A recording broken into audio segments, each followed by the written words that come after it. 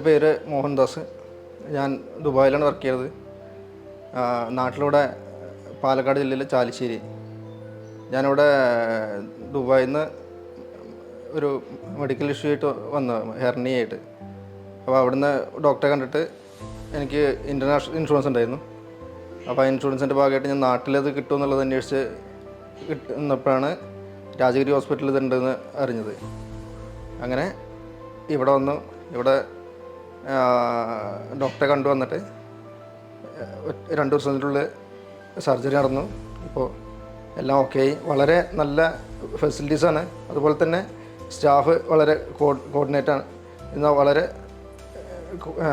നല്ല സ്റ്റാഫുകളാണ്. എല്ലാ കാര്യങ്ങളും വളരെ ഓക്കെയാണ്.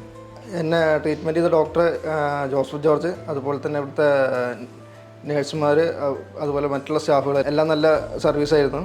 അതുപോലെ തന്നെ ഇൻ്റർനാഷണൽ ഇൻഷുറൻസുള്ള ആളുകൾക്ക് ഏറ്റവും ബെസ്റ്റ് ഓപ്ഷനാണ് രാജഗിരി ഹോസ്പിറ്റൽ, നാട്ടിൽ വന്നിട്ട് ചികിത്സിക്കാൻ വേണ്ടി. വളരെ നല്ല ഫെസിലിറ്റീസും അതുപോലെ തന്നെ നല്ലൊരു അന്തരീക്ഷമാണ് ഇവിടുത്തെ.